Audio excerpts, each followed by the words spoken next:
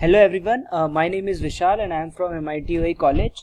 So today we are going to see the IAM features of AWS services. So first of all, what is the definition of IAM? So IAM stands for Identity and Access Management, and it enables you to manage access to the AWS services and resources securely.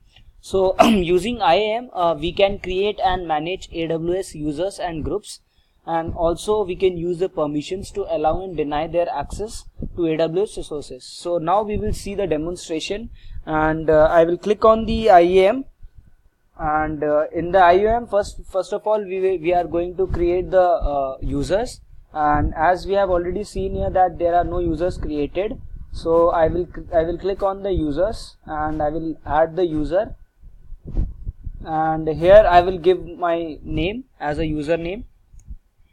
And here it is asking for the access type, so I will allow both the access, that is the programmatic access and management console access. And after clicking on management console access, it will ask for the console password, so I will click on the custom password and I will provide my password. So after giving the password, I have to click on the next button, and here for setting the permissions there are three tabs. First of all, add users to group, and second is copy permissions from existing users. So I will click on the third tab, that is attach existing policies directly. And here there are lots of policies. I have to give the policies, and we can see that the Alexa for business, there are Amazon API gateway, so there are lots of policies given, but for us I will give the administrator access so that all the users and groups can access these policies. And after clicking on that, I will click on the next button, and here it is optional. It is asking for the key, so I do not require any key for my user, so I will click on the next. So here is my user detail. I have given the username as Vishal, and access type is programmatic access and management console access, and console password type is custom.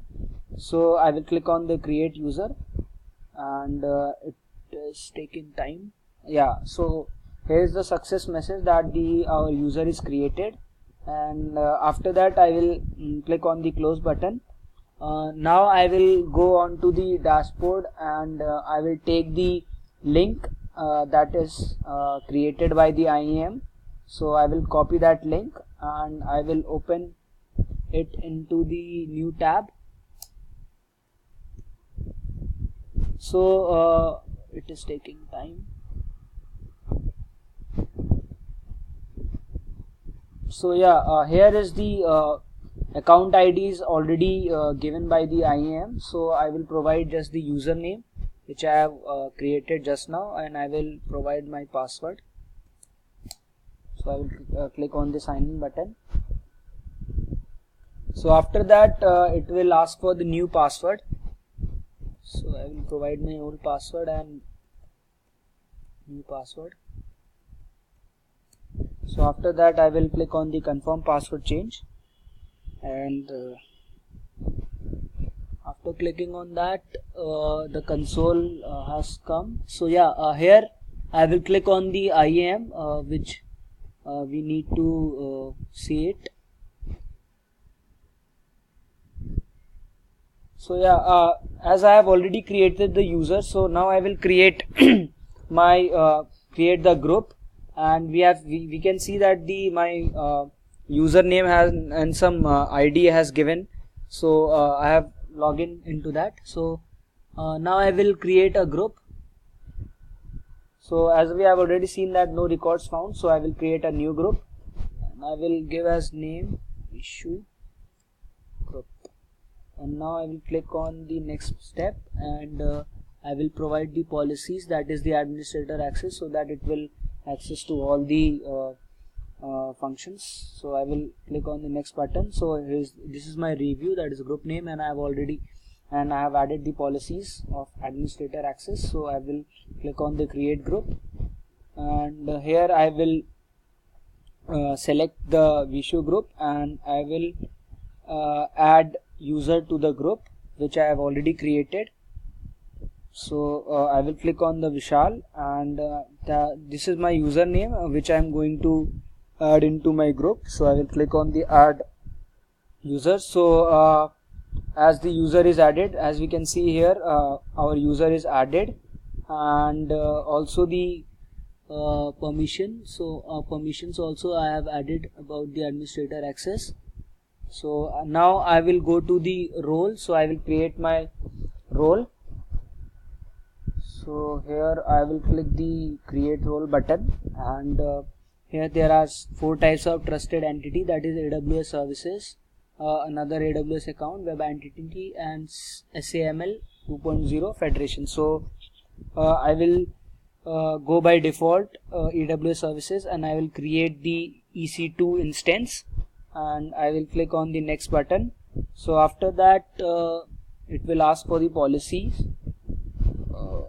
Just taking time. Yeah, so here is the policies. As I have already told you that we will provide all the access to the groups and the users. So I will click on the administrator access, and I will click the next button, and after that it will ask for the key, as we do not require the key. So I will click on the next button. So I will give the role name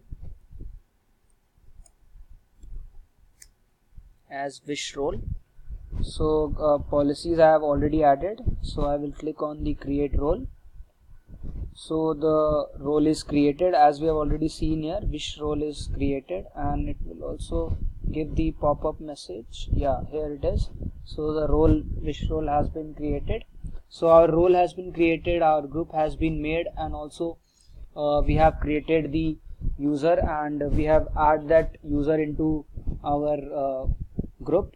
So now we will go to the dashboard, and here we will go on to the user. We will click the Vishal button. We will go to the Vishal user, and here we will go to the security credentials, and here we can see that the MFA device is not assigned. So now the last task which we have left is we have to assign the MFA device. So we will click on the manage, and there are 3 options, that is the virtual MFA device, UTF, security key, and other hardware MFA device. So we will go by default as virtual MFA device. So I will click on the continue.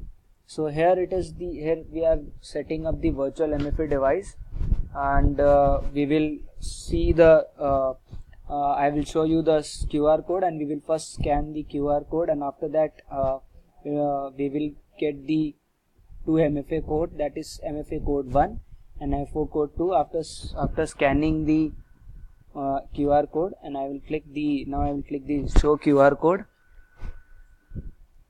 I will scan from my mobile phone.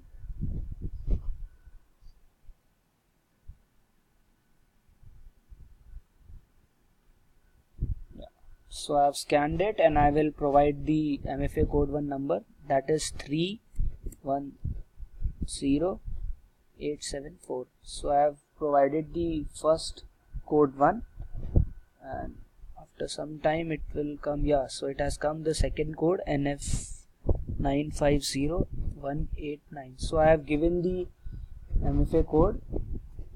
I will click on the assign. So the message I have been showed that you have successfully assigned the virtual MFA. So now I will click on the close button. So we have completed all the tasks here.